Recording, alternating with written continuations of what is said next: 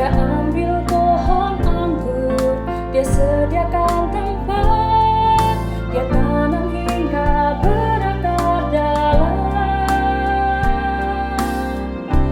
Marilah keluarga penuhi harap dan Tuhan, berbuah lebat manis dalam anugerahnya.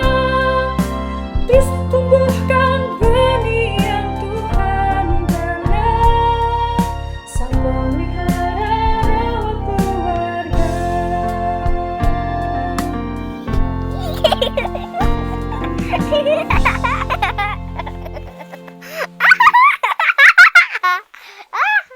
Oke, saya mau ngucapin lagi ya. Selamat pagi semuanya. Selamat datang di acara Selamat Parenting Based on Pagi. Ecclesia Domestica. Mengapa sih harus based on Ecclesia Domestica? Karena gereja itu bukannya cuma gedung, tapi orangnya juga. Dan keluarga-keluarga adalah tonggak-tonggak yang mengokohkan gereja. Kita berkumpul di sini, hari ini diingatkan kembali pentingnya keluarga dan perannya dalam kehidupan anggota keluarganya. Salah satunya adalah anak. Kebetulan kita adalah komisi anak ya. Seperti yang kita semua tahu bahwa keluarga fondasi masyarakat dan disitulah kita mempelajari nilai-nilai moral dan iman kita.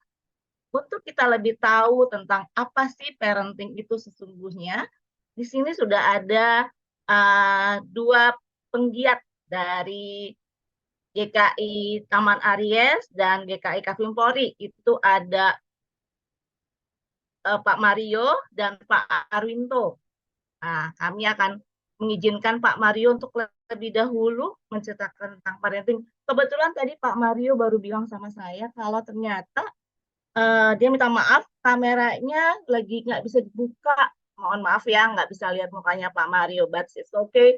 Kita bisa dengar ceritanya Pak Mario. Silakan Pak Mario. Terima kasih, Kalita. Selamat pagi, Sama-sama Pak Bapak Ibu. Mario. Selamat pagi, Bu Yerusa. Selamat pagi Pak Mario. Selamat Ini pagi Pak Mario. saya mohon maaf ya, kamera saya tidak bisa terbuka pagi hari ini. Ya, jadi rekan-rekan terima kasih untuk kesempatan kita boleh sharing gitu ya. Waktu saya berapa lama nih? Nanti kelamaan. Oh iya, karena kebetulan 10 menit, jadi 5 menit ya Pak Mario dan Oke. Pak Arwinto. Siap. Terima kasih. Ya, jadi rekan-rekan berbicara tentang parenting, GKI Taman Aries ada satu hal yang memang kita amati bahwa parenting itu tidak pernah ada sekolahnya, begitu. Nah, karena itu seringkali orang berpendapat parenting itu ya sudahlah sambil menjalani punya anak, sambil menjalani belajar, belajar, jatuh, bangun. Dan itu kebanyakan yang dilakukan banyak sekali orang tua. Nah, pada waktu itu pertama kali saya agak lupa ya, itu kami angkatan pertama, GKI Taman Aries itu 2017 artinya. Kami berkesempatan untuk membuat sebuah komunitas, di mana komunitas itu kita bersama-sama belajar dari Growing Kids God's Way. Nah, itu yang terus kemudian kami secara rutin bertemu setiap beberapa periodically, berapa minggu sekali, dan itu membuat sebagai komunitas awal kami parenting ini untuk kami bersama-sama berbagi, belajar dari sebuah kurikulum yang sudah ada, ya, pada waktu itu bersama Bu Ita dan Pak Roy sebagai fasilitator. Terus kemudian itu terus berkembang sampai dengan selesai. Terus kami mengadakan batch kedua, jadi yang peserta pertama itu batch pertama itu menjadi fasilitator di batch kedua, dan seterusnya sampai terakhir kami ada batch ketiga. Nah, memang yang sedang kami gumuli berikutnya adalah, karena kalau bicara parenting, anak itu terus berkembang. Ketika Growing Kids God's Way itu berbicara tentang sebuah kurikulum bagaimana menjadi orang tua yang berdasarkan firman Tuhan, membesarkan anak-anak begitu ya, bersama-sama, itu sampai dengan kira-kira umur 12. Nah, saat ini kami sedang persiapkan untuk bicara tentang preteens, di mana anak-anak itu memasuki eh, masa-masa remaja. Itu yang akan ada perbedaan ketika mereka waktu anak-anak. Nah, itu kira-kira yang Taman Aries lakukan. Memang satu challenge yang tadi ketika saya menyampaikan di awal, banyak sekali. Ini kita juga agak ada kesulitan mengajak orang-orang tua, parents ini untuk bersama-sama berjalan bersama dengan kami karena parenting itu kan nanti dijalanin aja, bisa sendiri kok gitu kan.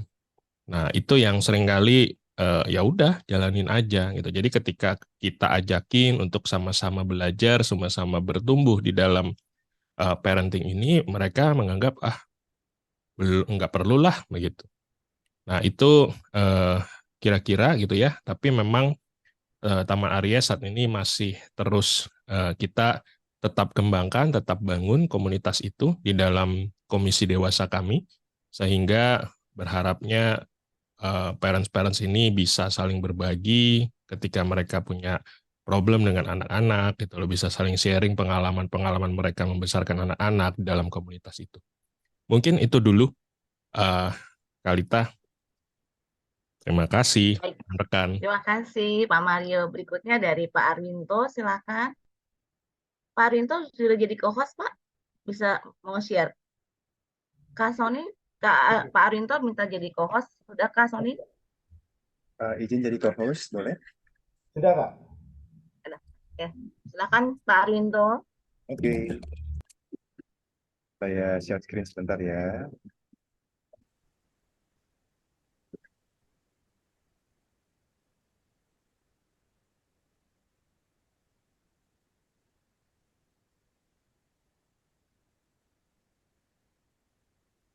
Oh, masih host disabled participant screen. Oh, saya masuk dengan dua account.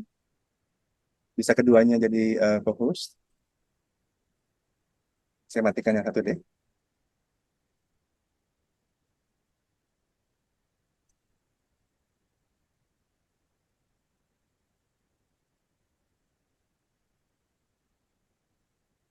Maaf, Kak, yang satu namanya siapa, Kak? Sama Arwinto juga.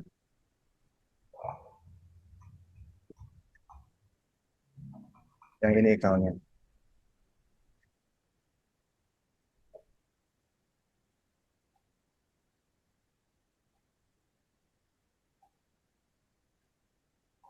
Oke, sudah berhasil. Terima kasih.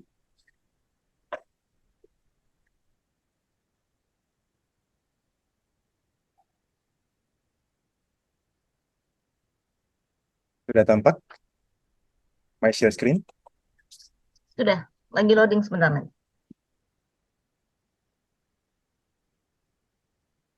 Sudah ya, sudah muncul ya. Masih loading? Masih loading, Kak. Masih loading di tempat saya, Pak. Oh, oke. Sebentar. Ini bilang your screen sharing is paused.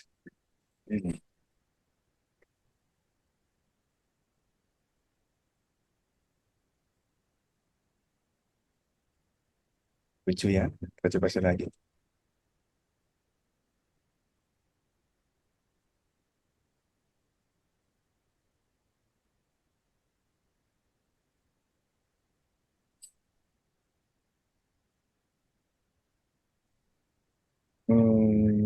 Oke, saya nggak tahu kendalanya apa. Kalau begini, munculkah? Enggak, Kak. Di tempat saya enggak. Enggak juga. Kita coba sekali lagi, share desktop kalau gitu. Kalau gini oke. Iya, tinggal ditampilkan yang slide aja. Ini oke ya. Ya, dah oke, Kak. Oke, selamat pagi kakak-kakak semua. Singkat aja, mungkin cuma 2 menit. Jadi ini persis slide set yang saya share ke teman-teman parents pada tanggal 2 Oktober 2021. Itulah pada awalnya kami mencoba membentuk Ecclesia Domestica, itu dengan KTP keluarga GKI KPM Polri. Jadi sudah hampir 2 tahun ya, melakukan sedikit ini saya tambahkan reflection. Karena apa? Karena saat itu buat kami sangat surprise, akhirnya KTB bisa jalan, bisa kita mulai lagi, kita bisa mulai di Kaving Polri, dan kita senang banget bisa mulainya setelah beberapa tahun. Jadi kita bisa mulai dengan 12 parent. Buat buat kami itu sangat menjadi suatu sukacita dan surprise, karena kita melihat banyak keluarga yang katanya mau rindu tumbuh bersama saat pandemi ya. Jadi bukan hanya anaknya bersama ini, tapi orang tuanya juga yang belajar bersama, belajar firman Tuhan yang sama. Dan surprise karena kita bisa memprogramkan dalam kategori masing-masing ya bersama parents. Dan surprise kita akan ya ingin bertumbuh bersama. Jadi refleksinya singkat saja, pada awalnya memang bersemangat sekali, ya kan? Bersemangat di awal program berjalan, kemudian pada awalnya terbentuk hampir 4 kelompok malah, dengan masing-masing 3 anggota dan 1 fasilitator, jadi total sekitar 12 parent, dan sebagian besar atau hampir semuanya mama-mama, ibu-ibu, ya, karena memang papa-papanya sibuk dan nggak ada waktu, katanya begitu. Dan nomor 3, kita share dan belajar melalui kurikulum seminggu. Jadi apa yang anak-anak belajar di seminggu, tiap minggu, kita juga sebagai parent akan mempelajarinya sebagai KTB dengan cara yang lebih informal, ya, dengan lebih casual, sharing, dan mungkin juga kopi bareng, ya, tapi dilakukan via Zoom.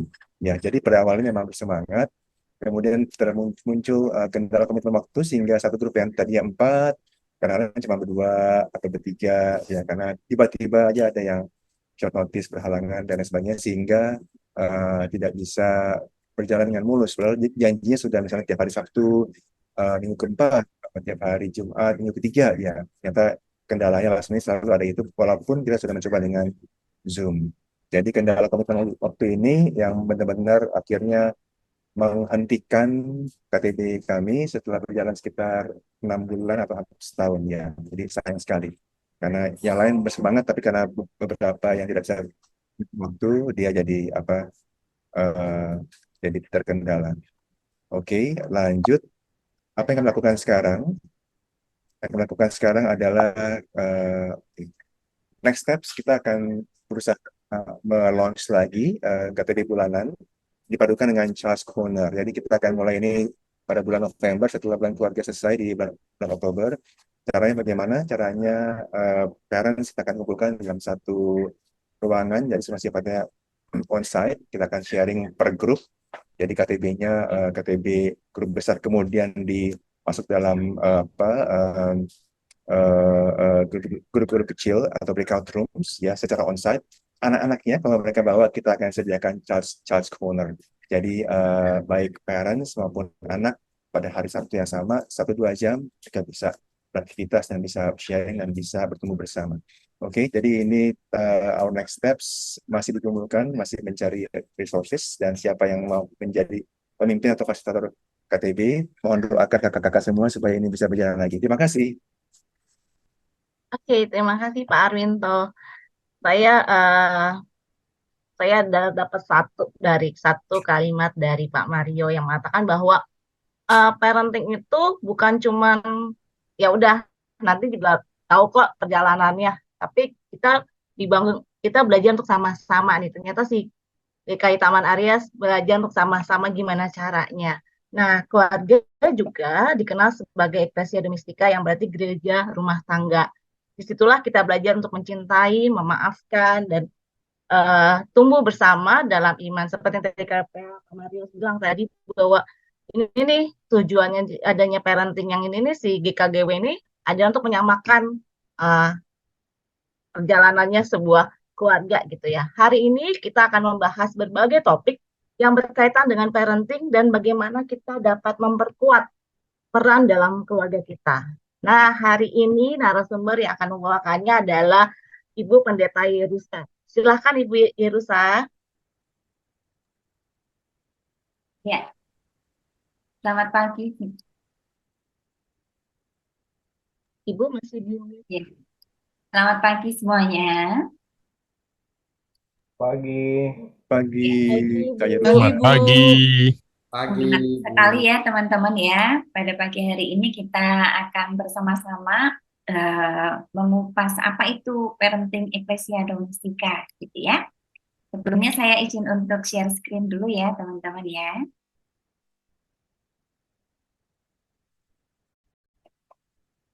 Oke, baik. Nah, teman-teman sebetulnya kalau cuman untuk sharing tentang ecclesia parenting based on ecclesia domestika itu hanya dalam beberapa menit saja selesai gitu ya. Nah, tapi saya diberikan beberapa waktu yang artinya memang eh, apa yang menjadi concern dari parenting ecclesia domestika ini mesti kita pahami. Jadi, mengapa parenting ecclesia domestika ini bersama-sama kita upayakan dan usahakan? Jadi ada beberapa hal yang merupakan urgensi untuk kita ketahui berkaitan dengan situasi kondisi yang berkembang di sekitar kita. Selain itu, kita juga mau lihat apa sih ecclesia domestika itu gitu ya. Mungkin bagi teman-teman juga ini hal baru gitu ya. Mungkin juga ada yang bertanya ini makanan apa sih ecclesia domestika ini gitu ya. Terus kemudian kenapa parenting kok kali ini versionnya gitu ya based on ecclesia domestika. Nah, oke. Nah, saya akan memperlihatkan kepada teman-teman sekalian sesuatu yang sedang urgent berlangsung di sekitar kita.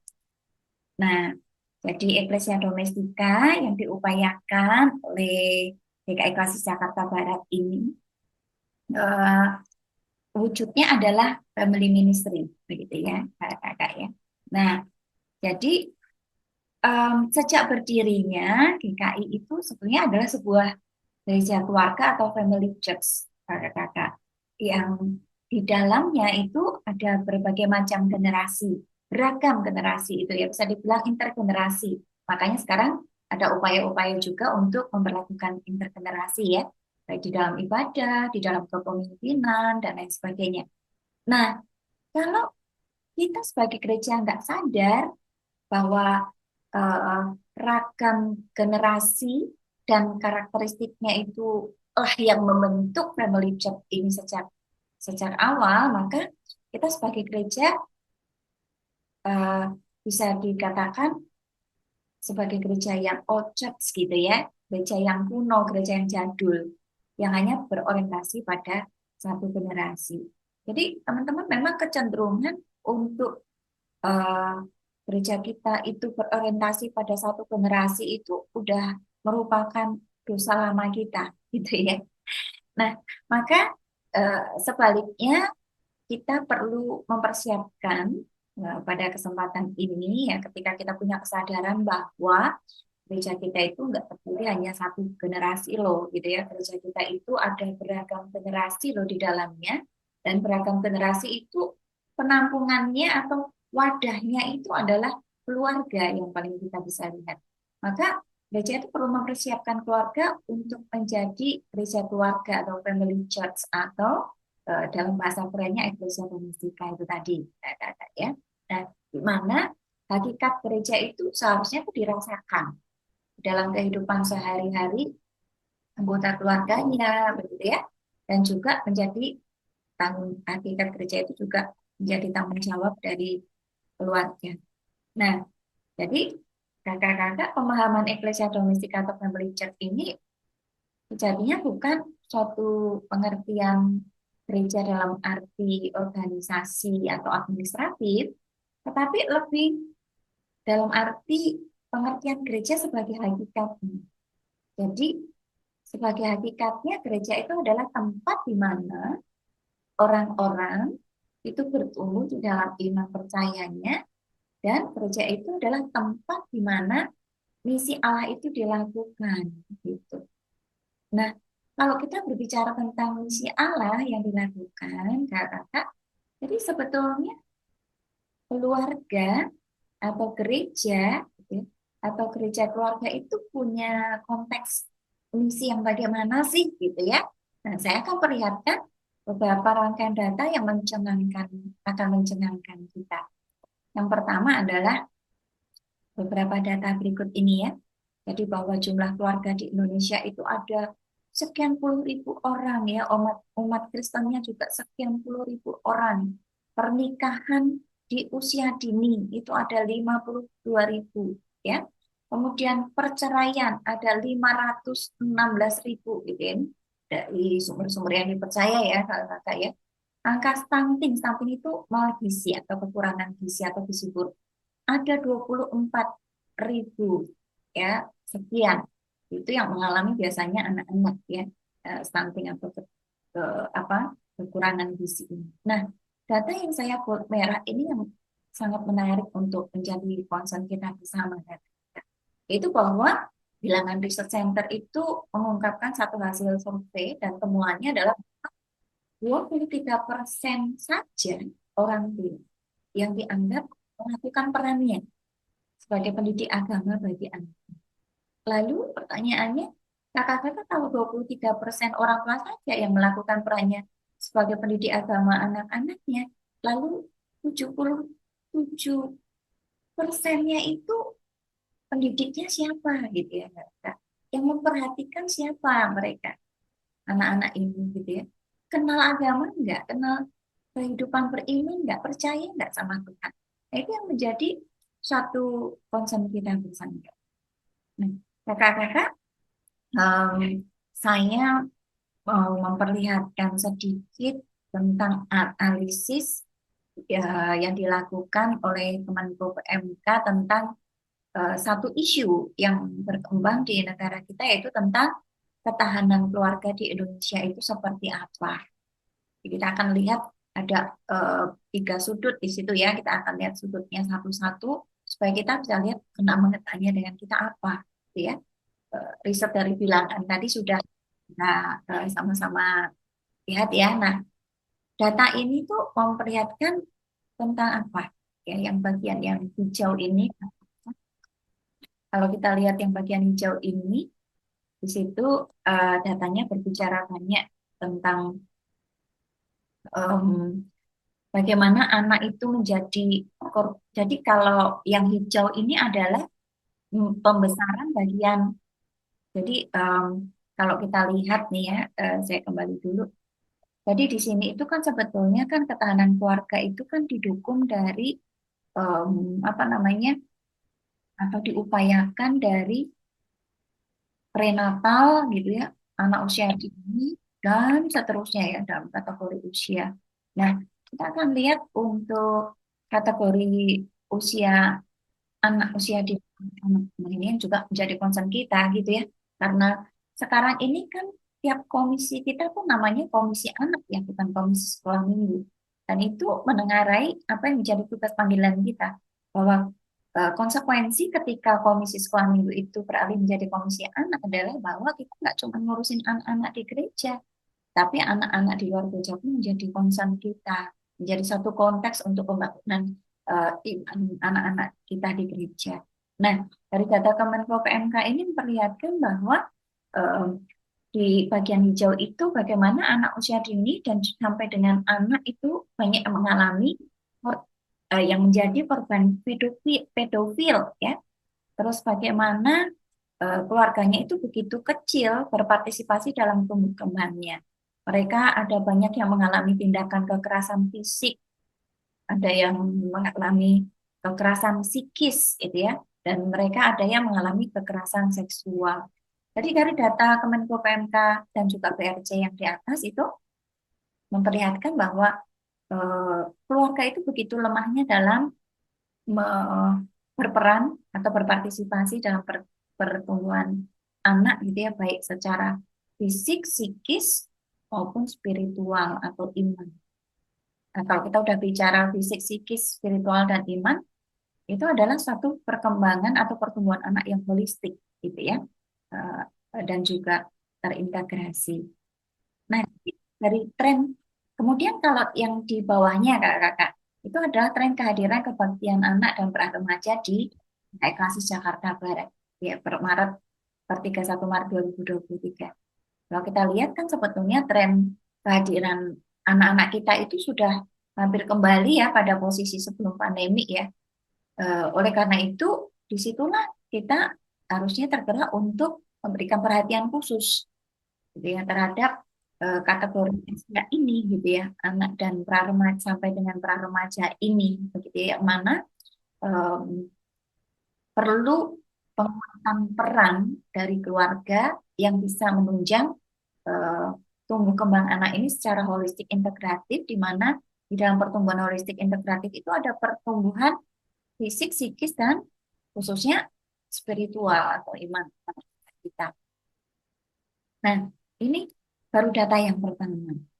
Nah, kemudian ada yang bagian merah ini, kakak ya. Kalau kita lihat yang bagian merah ini juga nggak kalah menariknya. Ya. Merah ini adalah bagian hmm, usia produktif ya, usia produktif ya. Usia produktif itu berarti orang tuanya anak-anak ini, begitu ya. Nah, jadi dari data Menko PMK ini dilihat di situ relatif rendahnya pemahaman tentang fungsi keluarga oleh orang-orang usia produktif yang adalah orang tua dari anak dan pra-remaja kita ya di Indonesia. Jadi ditengarai dengan apa kakak-kakak? Dengan tipologi keluarga-keluarga yang ada di Indonesia ini. Jadi kalau dari jenis tipologinya, itu keluarga-keluarga di Indonesia itu ada yang merupakan keluarga yang anaknya itu diasuh dalam pengasuhan bapak dan ibu kandung lengkap ya. Tapi ada yang anak itu hanya diasuh oleh ibu saja, artinya dia fatherless gitu ya. Ada yang diasuh oleh ayah saja, artinya dia motherless. Ada yang diasuh oleh keluarga lain, jadi bukan bapak dan ibunya, tetapi orang lain ya, keluarga yang lain, entah itu opanya, omanya, atau tantenya gitu ya.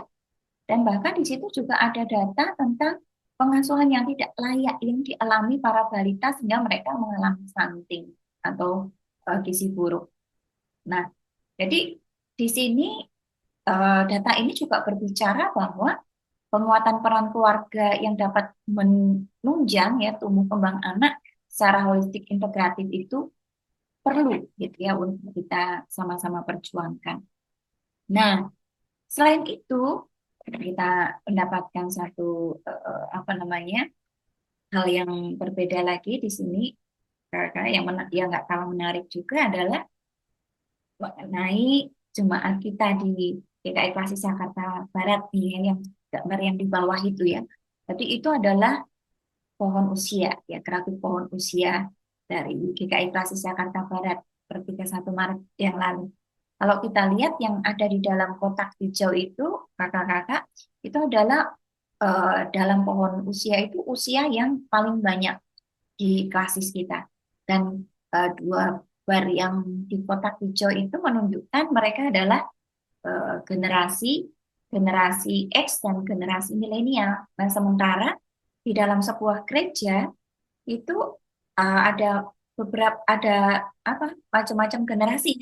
Ada pre-baby boomer, ada baby boomer, generasi X, milenial, generasi Z, post-gen Z gitu ya.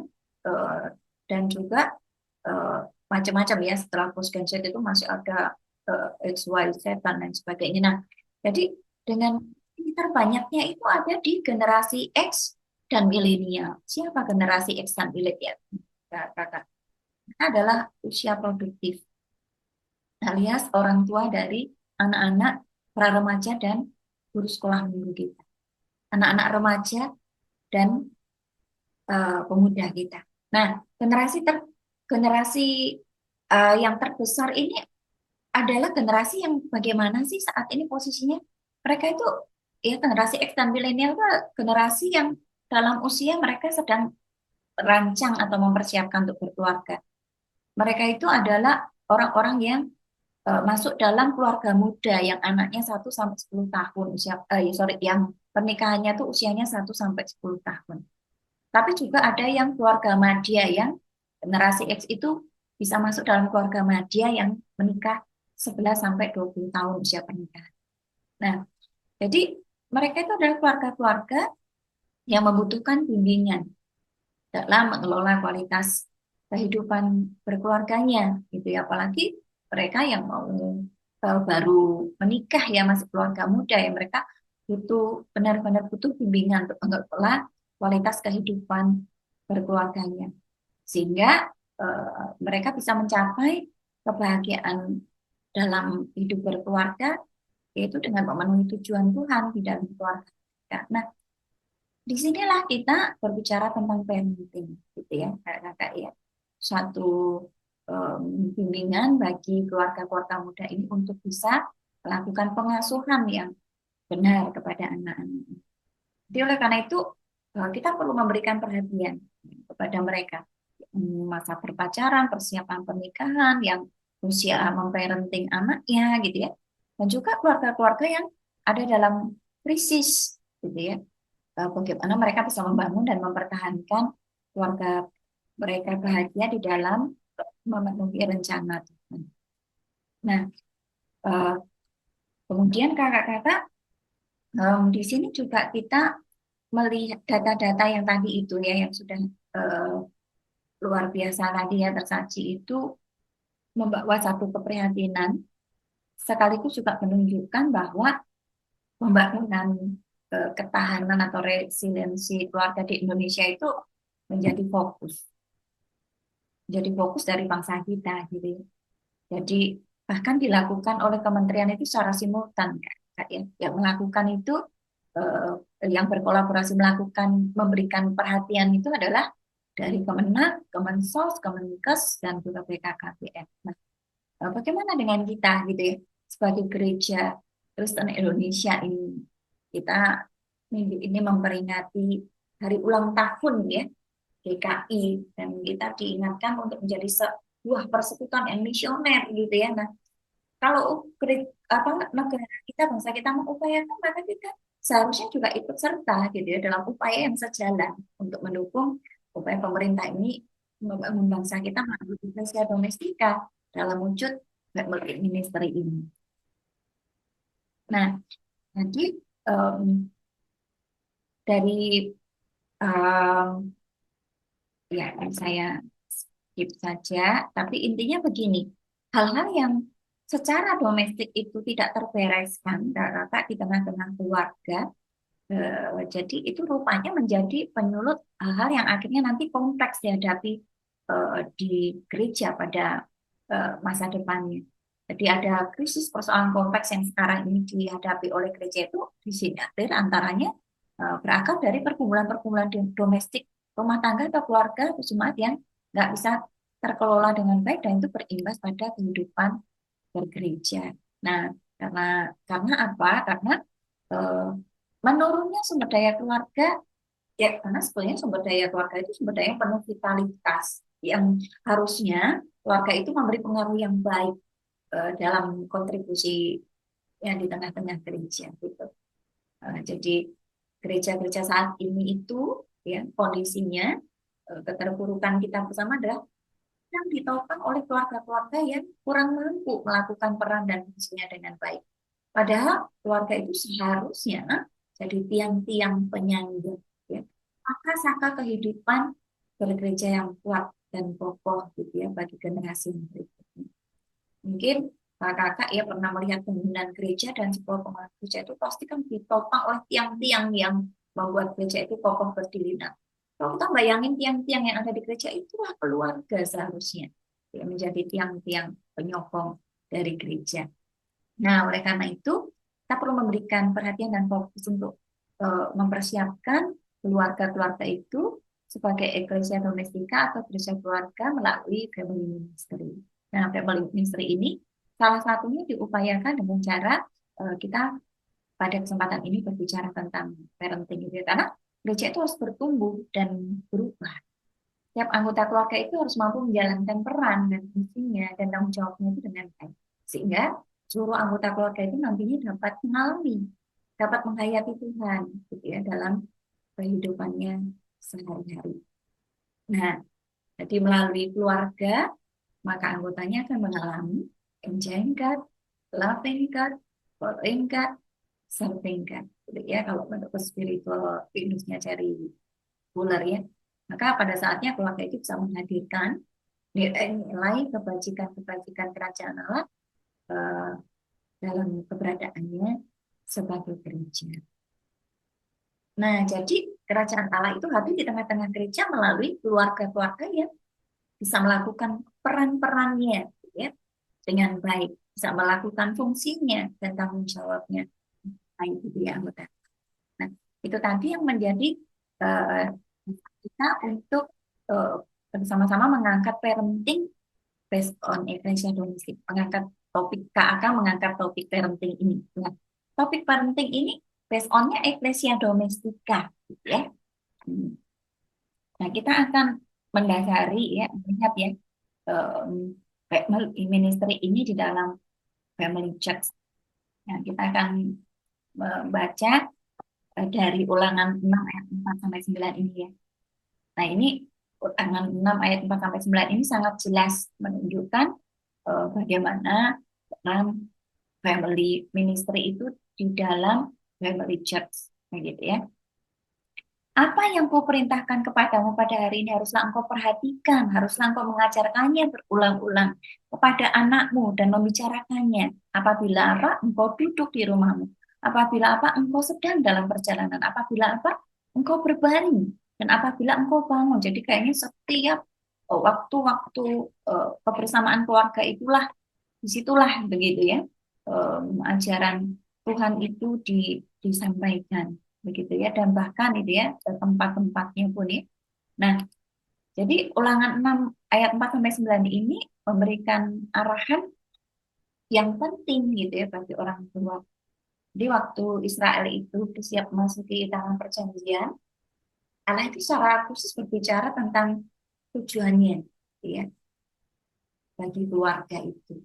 Dan pasal ini memang memuat tugas-tugas penting di dalam mendidik generasi berikutnya, gitu ya, generasi penerus. Dan di situ dikatakan bahwa orang tua yang pegang peran yang sangat penting dalam proses ini. Dan ulangan 6 ini, ayat 4 sampai 9 mengajarkan bahwa iman kepada Allah itu tidak bisa dipisahkan dari aspek-aspek kehidupan manusia. Dan orang tua itu yang memiliki iman dan kasih kepada Allah akan manfaatkan setiap kesempatan ya. Kalau orang tua itu punya iman dan kasih pada Allah yang sungguh-sungguh, dia akan memanfaatkan setiap kesempatan untuk menyampaikan ya hal-hal yang berkaitan dengan ajaran iman ya kepada anak-anak mereka. Nah, kakak-kakak ini saya mengutip ada beberapa teolog dan juga pemimpin gereja yang berbicara tentang family ministry yang bagus ya, karena dia menekankan pentingnya iman itu hidup dan tumbuh di dalam keluarga. Ya, nah ini juga bisa memberi wawasan bagaimana kehidupan rohani itu bisa kita integrasikan dalam konteks keluarga. Nah, kemudian apa yang mereka pikirkan itu juga menjadi dasar yang kuat bagi praktek-praktek dan prinsip-prinsip keluarga yang sehat ke dalam konteks gereja. Nah, Timothy Keller mengatakan begini, family ministry itu bukan hanya tentang mengurus masalah-masalah dalam keluarga. Kalau ngurus masalah keluarga aja nggak ada habis-habisnya ya. Tapi lebih tentang membentuk dan membina kehidupan rohani yang sehat dalam konteks keluarga. Dan ini melibatkan ya ajaran, doa, praktek-praktek spiritualitas, tentu setiap anggota keluarga di dalam iman itu Timothy Keller ya.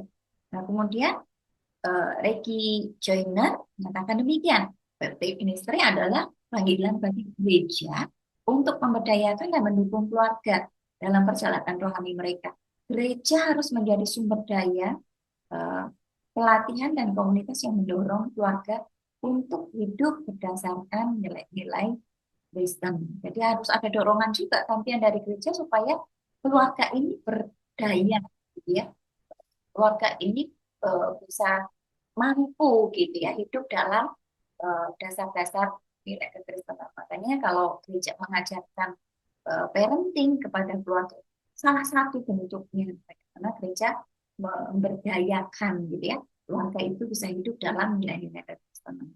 Nah, kemudian Tony Evans keluarga adalah tempat di mana iman diberikan dan dibentuk. Tugas utama dari family ministry adalah untuk membantu orang tua dalam memperkuat fondasi iman anak-anak mereka dan membantu keluarga dalam menghadapi tantangan kehidupan dengan prinsip-prinsip iman yang kuat. Jadi di sini juga mengingatkan ya kepada kita, family ministry bukanlah departemen yang terpisah di gereja, menjadi bagian integral ya, dari semua aspek pelayanan gereja. Gereja harus mengakui bahwa keluarga itu adalah titik pusat dalam membentuk iman dan memperluas praktek-praktek rohani. Itu Karen Powell ya, Rob Reno, itu mengatakan family ministry itu mengajarkan kita pentingnya menghargai setiap peran dalam keluarga. Tidak hanya orang tua yang bertanggung jawab dalam mendidik anak-anaknya, tapi juga anak-anak punya peran dalam membentuk kehidupan rohani keluarga itu. Jadi ini adalah suatu kerjasama yang saling melengkapi. Nah, jadi kebayang ya, kakak-kakak kalau sebuah keluarga itu peran-perannya tidak berlangsung dengan baik, ya orang tua tidak berperan dengan baik terhadap anak-anaknya. Jadi kita udah lihat ya data-datanya bagaimana anak-anak yang mengalami apa namanya penelantaran gitu ya oleh keluarga. Dan bagaimana juga ternyata di sini kita melihat kebalikannya, anak-anak pun juga ternyata berperan dalam pembentukan kehidupan rohani keluarga. Nah, jadi garis bawah ini pentingnya ini. Keluarga adalah perapi yang tempat cinta Allah itu bangkit. Jadi keluarga itu tempat di mana iman dan cinta terhadap Allah ditanamkan, berkembang gitu ya. Jadi keluarga itu menjadi tempat di mana generasi-generasi selanjutnya itu bisa mengalami gitu ya cinta kasih Allah itu, bisa mengalami kehidupan beriman itu dan kemudian membagikan. Jadi kakak-kakak kebayang dong kalau misalnya keluarga itu nggak berfungsi, nggak berperan, anak-anak itu kemudian nggak merasakan cinta kasih Allah dari keluarga, apa yang akan dia bagikan dalam kehidupan? Gitu ya. Apakah dia akan membagikan sesuatu yang memang dia nggak dapat dari keluarganya, gitu ya. Membagikan kekosongan, membagikan kepahitan, maka banyak ya persoalan-persoalan anak muda yang awali dari empty tank kasih orang tua, mulai dari kekosongan jiwa. Nah, jadi berdasarkan pemikiran-pemikiran ini tadi, kakak family ministry dalam family church itu bisa terlaksana dengan kondisi seperti ini, yaitu kondisi di mana setiap generasi, baik mau anak, remaja, pemuda, dewasa muda, dewasa, lansia, gitu ya, itu punya ruang di dalam gereja. Nah, seringkali kita kurang berikan perhatian ya di kebaktian-kebaktian kita, di kegiatan-kegiatan kita, gitu ya, di pertemuan komisi kita, di acara-acara umum, gitu ya. Itu semua ditujukan pada dewasa, sehingga gereja kita muncul sebagai gereja yang old style. Old style karena apa? Karena kita nggak memperhatikan bahwa gereja kita itu adalah family church, gereja yang intergenerasi ya, ada banyak generasi di. Nah, gereja old style ini meskipun mengadakan kebaktian atau kegiatan, gitu ya, itu ditujukannya kepada orang. Nah, kalaupun kita sudah melakukannya, ya kebaktian-kebaktian kita sudah mencoba untuk menginput gitu ya semua usia, tapi pada kenyataannya versi kegiatannya itu masih lebih fokus pada versi kategori dewasa dan senior, benar nggak? Coba kakak-kakak cek ya kegiatan-kegiatan yang sudah intergenerasi, misalnya apa? Bulan keluarga, gitu ya. Misalnya kita ngadain apa, gitu ya? Ibadah Padang atau apalah, gitu ya. Kita melakukannya masih versi old style gitu ya, masih mengutamakan kategori dewasa gitu, atau kategori senior. Nah, kita belum melakukan sesuatu yang benar-benar kita memerhatikan keutuhan dari masing-masing generasi. Nah, menyadari adanya ragamnya generasi itu adalah satu langkah awal yang harus kita tempuh, kakak-kakak, untuk membuka pikiran kita bahwa yang hadir di dalam kita berkegiatan di gereja itu, entah kebaktian atau acara lain, itu bukan hanya dari generasi kita sendiri, gitu ya. Saya generasi X ya, kakak ada generasi milenial, ada yang generasi eh, lagi gitu ya. Jadi anggota jemaat kita itu baik secara khusus di Simul Jabar maupun secara umum itu tidak hanya terdiri dari generasi kita. Jadi kita nggak boleh berpikir melakukan satu kegiatan hanya untuk generasi kita saja gitu ya. Kita mesti ingat gitu ya generasi-generasi lain. Dan khususnya saat ini kita soroti dalam hal parenting pada generasi X milenial sebagai orang tuanya dan generasi anak-anak dan para remaja gitu ya.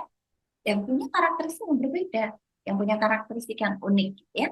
Nah, kesadaran awal ini bahwa gereja kita itu terdiri dari ragam generasi, itu akan membimbing kita untuk kita punya suatu keterbukaan dan kreativitas dan bisa melakukan inovasi supaya setiap generasi itu punya ruang di gereja ini. Nah, Kak Masih Jakarta Barat sendiri sebetulnya dari sejak September 2021 itu sudah mencoba untuk mencanangkan pelayanan anak yang holistik integratif yang payungnya adalah sebetulnya gereja ramah anak. Jadi gereja kita nanti bukan hanya ramah anak saja, ya ramah remaja, ramah pemuda, ya ramah dewasa, ramah senior atau usia indah. Jadi ramah dengan semua generasi. Begitu ya. Dan setiap generasi itu jadi merasa punya ruang. Nah, itu ya. Nah, sekarang kita akan masuk ya kalau udah tahu tadi kenapa parenting itu penting ya. Karena ada banyak hal ya yang terjadi di keluarga-keluarga gitu ya. Nah, kemudian kita sudah tahu urgensi tentang Ecclesia Domestica dan kita tahu apa pemahamannya, maka kita masuk ke parenting based on Ecclesia Domestica ini. Nah, kakak-kakak, jadi singkatnya aja. Jadi saya tadi kan udah bilang kalau mau ngomongin parenting based on Ecclesia Domestica 5 menit selesai gitu ya. Udah.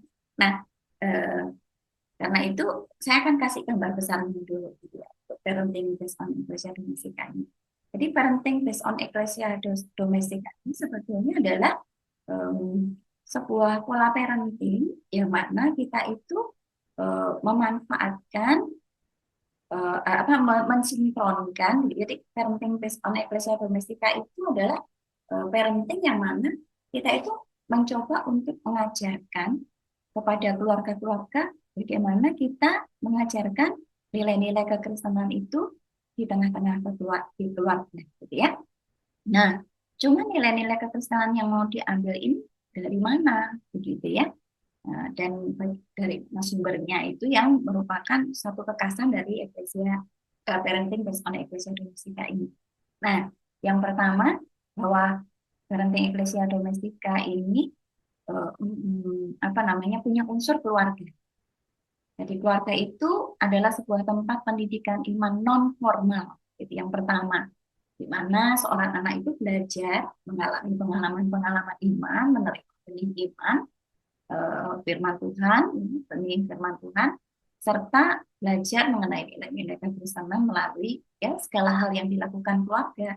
Ya, misalnya ibadah keluarga atau kegiatan-kegiatan lain yang membangun spiritualitas anak dalam keluarga. Nah, sementara itu orang tua juga hendaknya dengan perkataan, tindakan, ya, segala hal yang bisa ditangkap anak dengan indranya itu juga harus jadi teladan untuk memberitakan firman Tuhan, untuk menjadi sosok pemberita firman Tuhan yang pertama yaitu melalui keteladanan hidup.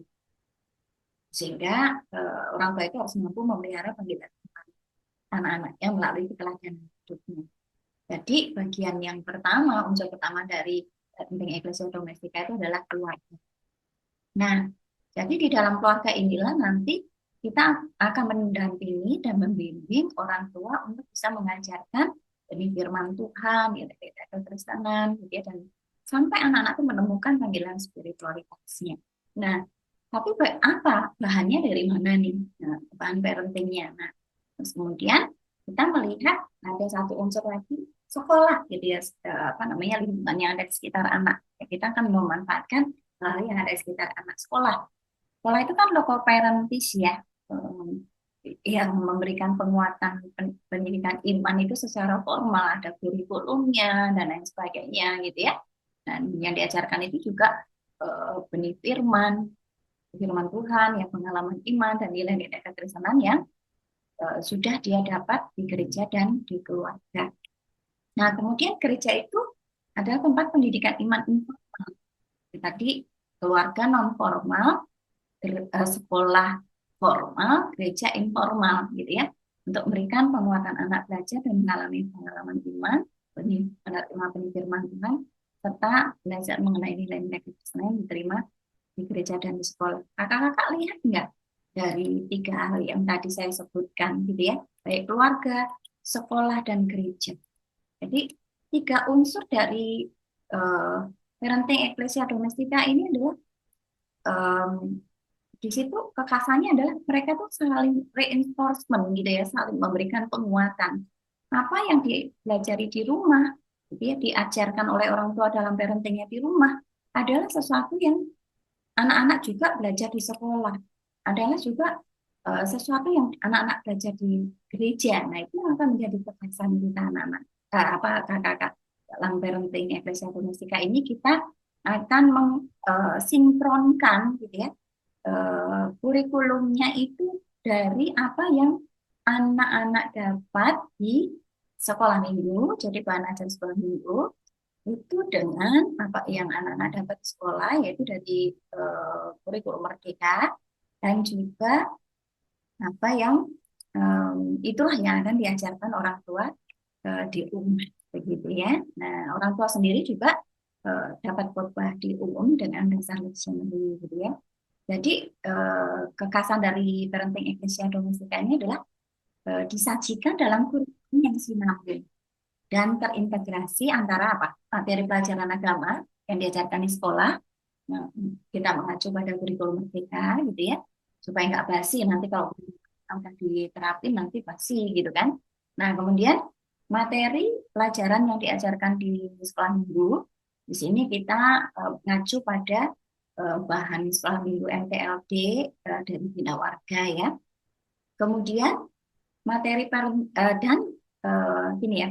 Jadi kurikulum itu sinambung dan terintegrasi dari materi pelajaran agama yang diajarkan anak di sekolah, materi pelajaran diajarkan di materi pelajaran yang diajarkan di sekolah minggu, dan juga materi parenting yang diberikan orang tua itu untuk ini, untuk mengakarnya di rumah mengenai apa, gitu ya, mengenai benih firman. Jadi orang tua itu akan diajarkan bagaimana melakukan parenting di rumah dengan mengakarkan benih firman, itu benih iman dan nilai Kristiani, sehingga anak akhirnya menemukan panggilan rohani dan spiritualitas. Oleh karena itu, kita pakai benang merahnya itu adalah tokoh. Jadi tokoh yang ada di lectionary, kemudian tokoh yang ada di sekolah minggu, dan tokoh yang ada di kurikulum merdeka. Gitu ya, kita buat jalinannya, nanti saya akan berikan satu contohnya satu minggu. Nah, jadi intinya kalau untuk bahan yang sudah ada nih ya, saya akan tunjukkan contohnya. Ini adalah contoh bahan yang minggu kedua ya. Di minggu kedua itu kalau kita lihat dari bahan lectionary itu adalah Matius 21 ayat 33 sampai 46. Kita juga pakai bahan MTLD yang dengan bahan yang sama. Nah, jadi kalau dari sini nanti kita akan bisa lihat ya, kakak ya, bahwa anak menerima benih firman Tuhan. Nah, yaitu melalui kisah tentang tokoh Alkitab yang ada di Matius 21 ayat 33 sampai 46, yaitu tokohnya ada 2, penggarap kebun anggur yang mensimbolkan manusia, kemudian tuan tanah yang mensimbolkan Allah. Nah, kemudian yang kedua, anak belajar dan mengalami pengalaman iman. Ini benih imannya ya. Kalau tadi benih firmannya, ini benih iman. Yaitu pengalaman iman tokoh berelasi dengan Allah. Nah, tokohnya siapa? Tokohnya adalah penggarap kebun anggur, gitu ya, yang mengilustrasikan manusia. Bagaimana relasi penggarap kebun anggur itu? Dia tidak memiliki relasi yang baik atau tidak taat dengan perintah tuan tanah, ya, ilustrasikan Allah untuk menggarap kebun anggur sampai menghasilkan buah, gitu ya. Sehingga gimana tuan tanah itu mengirimkan anaknya, dia menggambarkan tentang Yesus Kristus. Nah, jadi kemudian setelah itu anak belajar mengenai nilai-nilai kekristenan, gitu ya. Nilai Kristiani yang tercermin dalam karakter, sifat, perilaku tokoh Alkitab yang telah kita bahas. Menggarap kebun anggur itu jahat, menyakiti, utusan-utusan tuan tanahnya. Nah, sementara tuan tanahnya itu sangat peduli, mengasihi, bahkan mengirimkan anaknya untuk menyelamatkan ya manusia dalam diri Yesus Kristus dan mensyukuri ya itu ya. Nah, apa panggilan rohani atau spiritualitas yang kita harapkan apa anak-anak itu capai, yaitu mereka mau percaya dan mengikut Tuhan. Nah, dalam parenting ya nanti orang tua itu hanya diminta untuk mengajarkan ujungnya ini kah? Gitu. Saya menceritakannya gampang ya. Kurikulumnya itu mensinkronkan dari legislatif, kemudian kurikulum merdeka dan MTLD. Ya, tapi prosesnya yang buat gitu ya. Tapi ujungnya simple. Nah, nggak usah pusing gitu ya.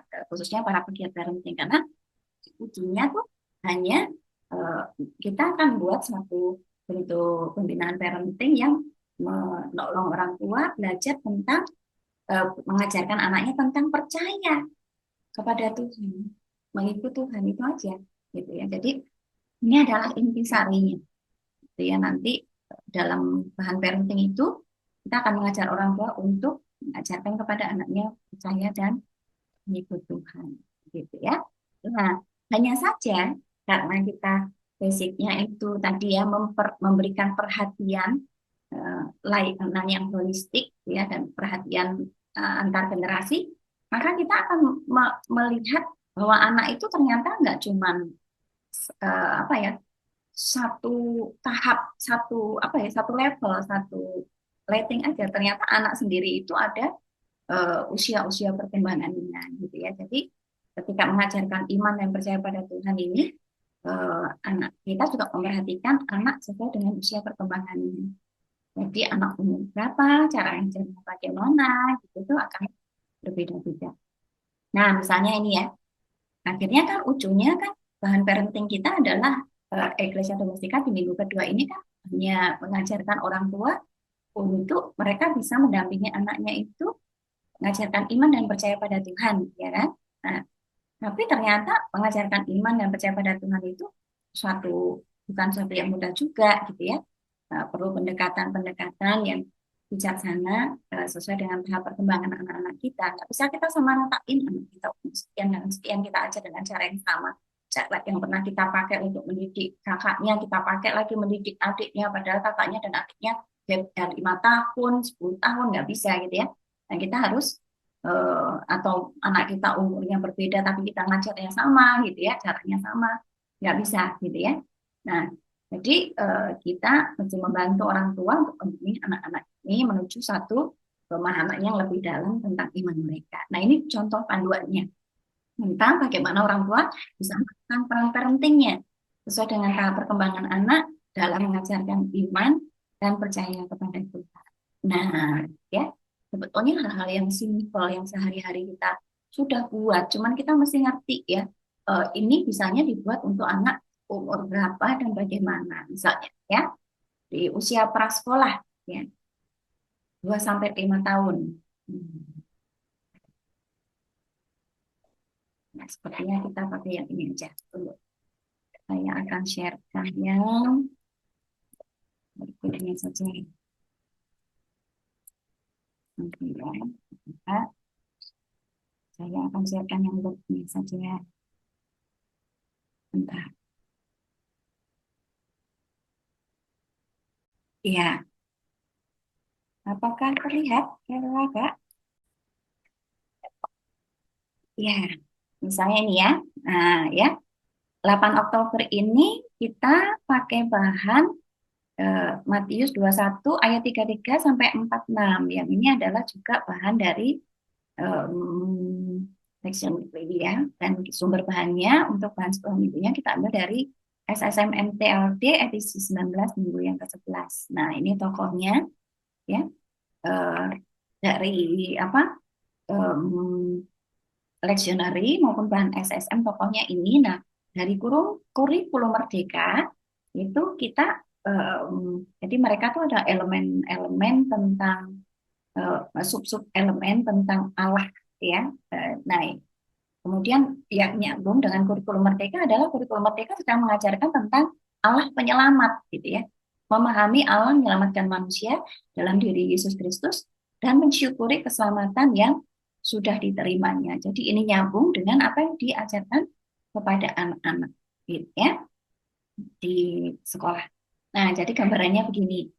Bahan MTLD-nya itu Yesus ya, uh, Yesus Yesus datang ke dalam dunia ini sebagai anak Allah, namun ia harus menderita karena manusia yang berdosa yang tidak menerimanya, bahkan menganiayanya. Yesus hadir di dunia yaitu mewujudkan kerajaan Allah dan mewujudkan keselamatan, kebenaran, keadilan. Jadi di sini intinya yang saya buat aja ya, anak bersyukur bahwa dengan kehadiran Yesus yang menyatakan kasih dan penderitaannya manusia itu diselamatkan. Nah, sama kan ya, untuk yang kurikulum Merdeka juga Allah penyelamat. Di sini MTLD juga Allah penyelamat gitu ya. Luar biasa ya ini. Nggak tahu kenapa bisa begini ya. Tapi ini sebetulnya setiap upaya tulus kita itu Tuhan yang menolong. Nah, kemudian nah untuk leksionarinya itu ceritanya tentang keluarga itu kebun anggur gitu ya. Jadi setiap orang itu bertanggung jawab pada pemilik atau penggarap untuk menggarap kebun anggur itu dengan baik. Nah, dengan tujuan agar keluarga itu menghasilkan buah yang manis bagi kemuliaan Tuhan. Nah, dengan cara apa? Dengan cara saling memperlakukan dengan baik anggota keluarga itu. Nah, itulah cara kita mencintai Allah sebagai sang pemilik anggur, gitu ya. Nah, sama ini konteksnya kebun anggur ya, sama-sama konteksnya kebun anggur. Nah, jadi ini bahan kurikulum Merdeka, nah bahan parentingnya maka ini anak diajarkan untuk percaya kepada Tuhan, ya, yang indikatornya ini ya, mau mendengarkan, mengikuti ajaran Tuhan dengan baik, seperti para pekerja yang seharusnya merawat kebun yang dengan baik, gitu ya, menghormati Tuhan dengan sikap yang baik, seperti yang diharapkan oleh pemilik kebun dari para penggarap kebun anggurnya, menerima Yesus sebagai anak Allah dan memberi tempat istimewa baginya dalam hidup anak. Memahami bahwa Tuhan selalu ingin memberikan yang terbaik untuk anak dan mengajak anak untuk menghormatinya dengan hati yang takut akan Tuhan. Nah, catatannya adalah ini semua diajarkan dalam satu catatan bahwa itu diperkenalkan orang tua sesuai tahap perkembangan percayanya anak pada Tuhan dan diberikan cara-caranya. Nah, maka nanti hasilnya seperti ini.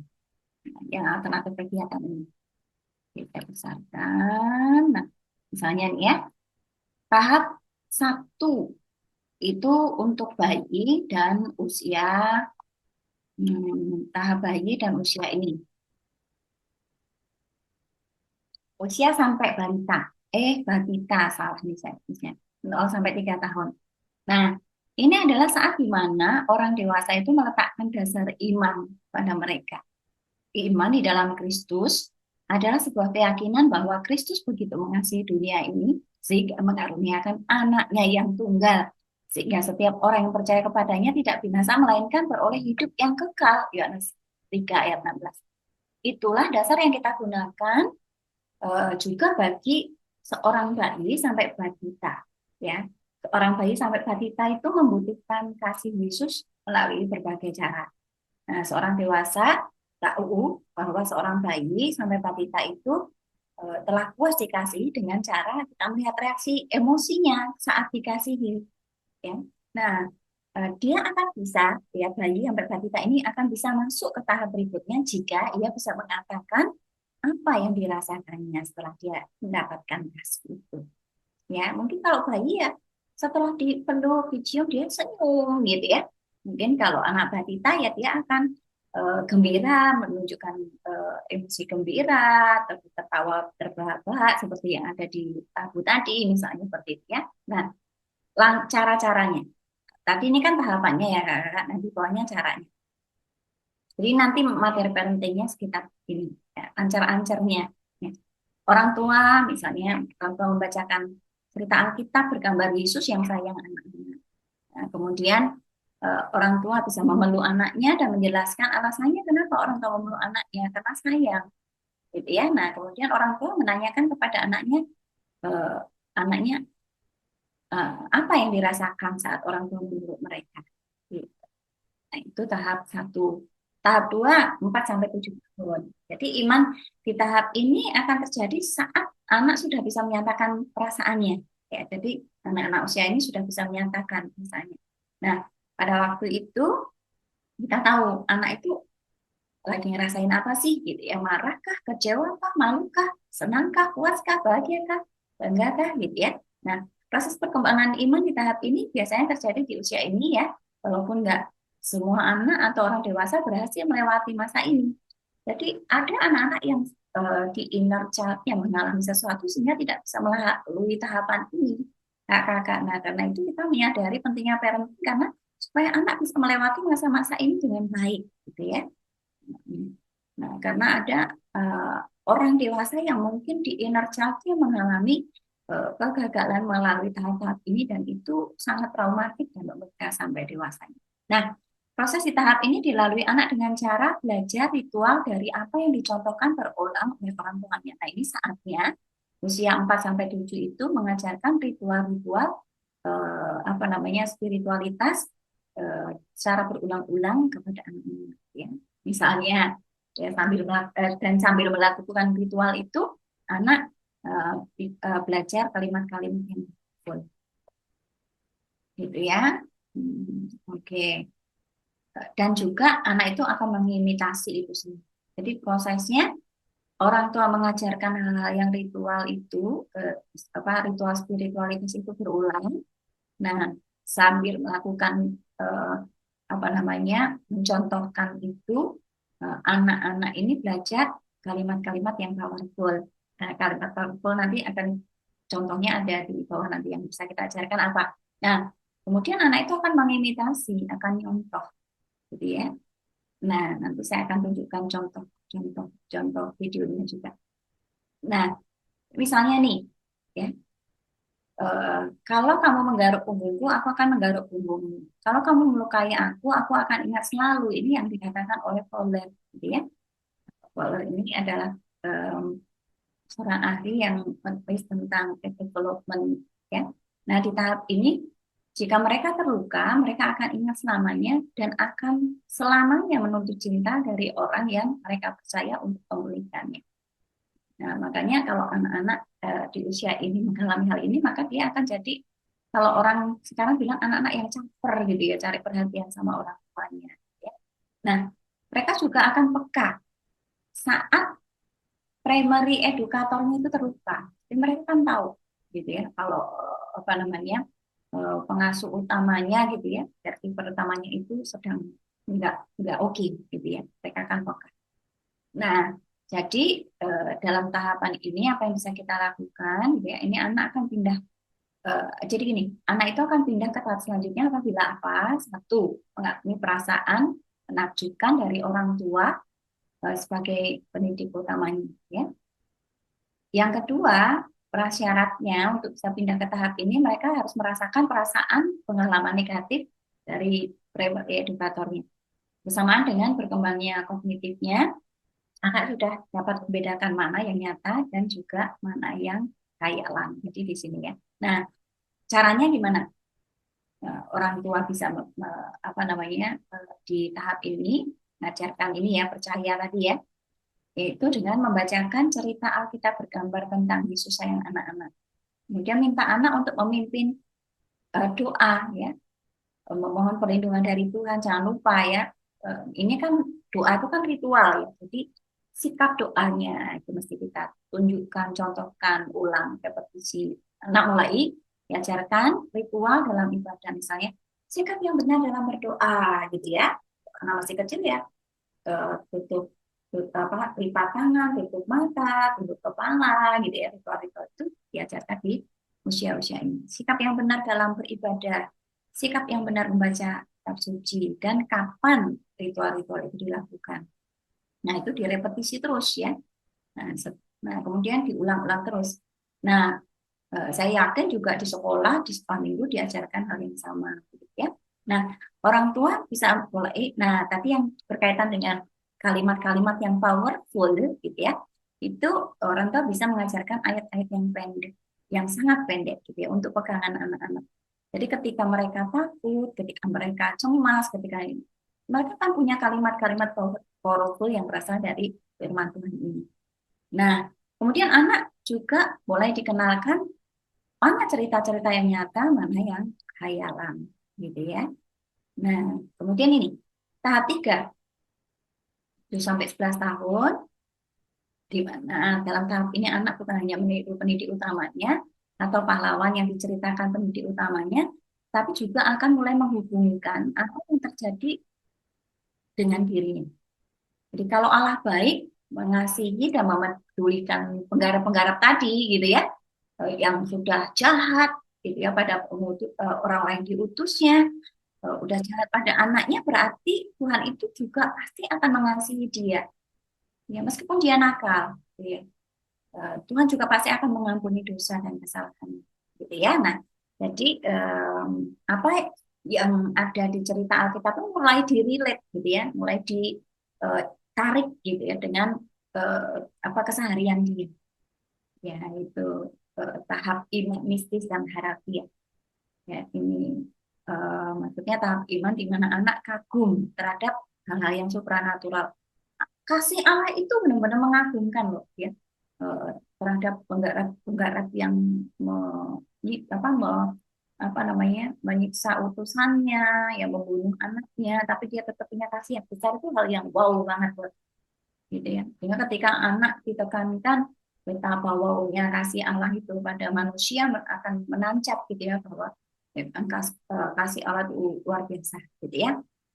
Nah, jadi tetapi juga dapat memahami realita yang berbeda dari yang diharapkan. Jadi mereka hanya membutuhkan penjelasan agar bisa memahami kalau ada hal yang tidak seperti yang seharusnya. Nah, kapan dia bisa pindah ke tahap berikutnya?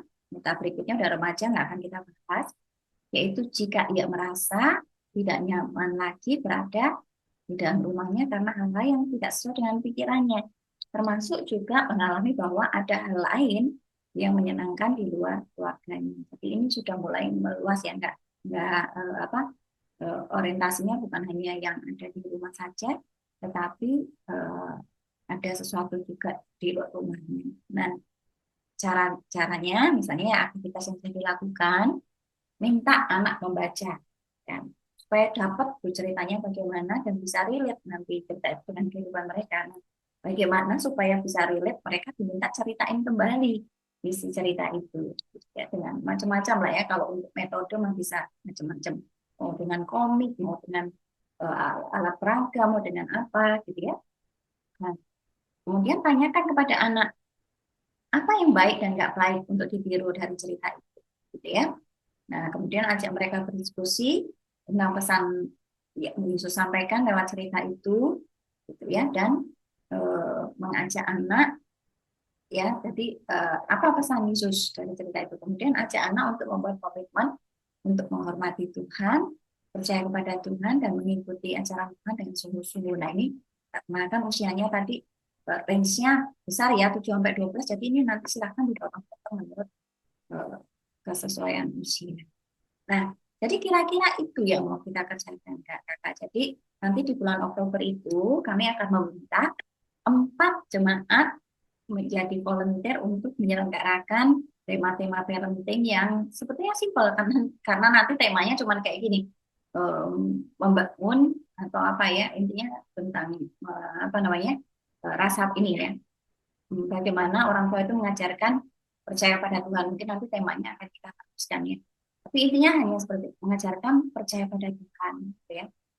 Hal-hal yang sederhana seperti itu yang akan diangkat. Tapi orang tua itu akan dapat langkahnya step by step-nya itu sesuai dengan usia perkembangan anak-anak. Mungkin nanti juga boleh kalau misalkan itu kemudian dilanjutkan dengan take out to, mereka mendiskusikannya dan lain sebagainya, juga nanti bisa dibahas.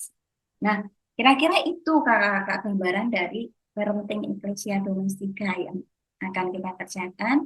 di bulan Oktober nanti, dan ini saya mensosialisasikannya dan juga mengharapkan tanggapan dari kakak-kakak gitu ya, untuk mungkin ada hal yang perlu kita sempurnakan bersama, dan juga kesediaan dari jemaat untuk jemaat-jemaat setempat untuk menyelenggarakannya di bulan Oktober nanti, di bulan keluarga begitu. Karena memang bahan yang tadi ya, yang sudah kita persiapkan tadi ada bahan-bahan yang sudah sesuai dengan lectionary bulan Oktober kita gitu ya. Jadi nanti kalau ada jemaat yang memang mau memakai kit parenting Ecclesia Domestica ini, nanti kitnya itu isinya adalah bahan ajar sekolah minggunya, kemudian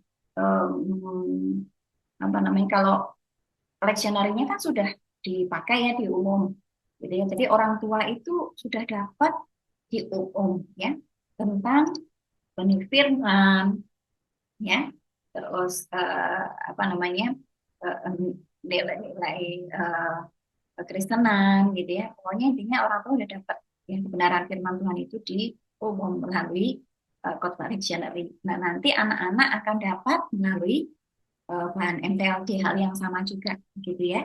Nah, nanti kita akan pakai perpaduan beberapa bahan, bukan cuma MTLD aja. Nah, terus kemudian setelah itu bagaimana di sekolah pun mereka belajar tentang hal yang sama, hal yang bagaimana, kemudian di rumah bagaimana orang tua itu bisa mengakarkan ya apa yang sudah didapat di sekolah, apa yang sudah dapat di sekolah minggu gitu ya, dan mengajarkan sehingga itu menjadi pergumulan bersama keluarga. Nah, itulah yang akan kita kerjakan dalam parenting Ecclesia Domestica ini. Jadi nanti kalau mau melaksanakan berarti satu paket dengan bahan sekolah minggunya gitu ya kayak.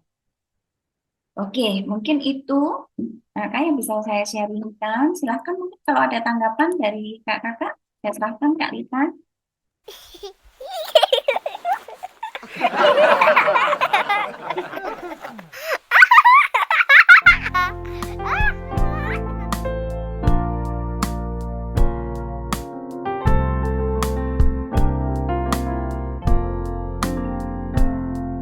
Keluarga bagai kebunanku,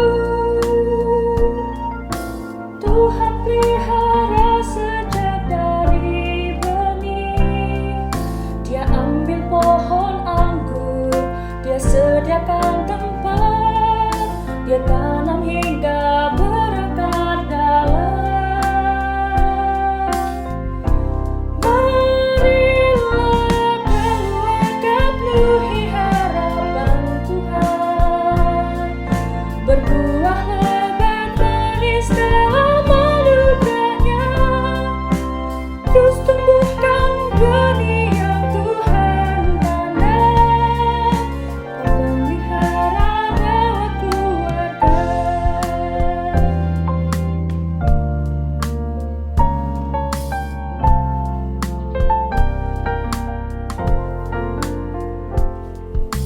Keluarga bagai kebunanku,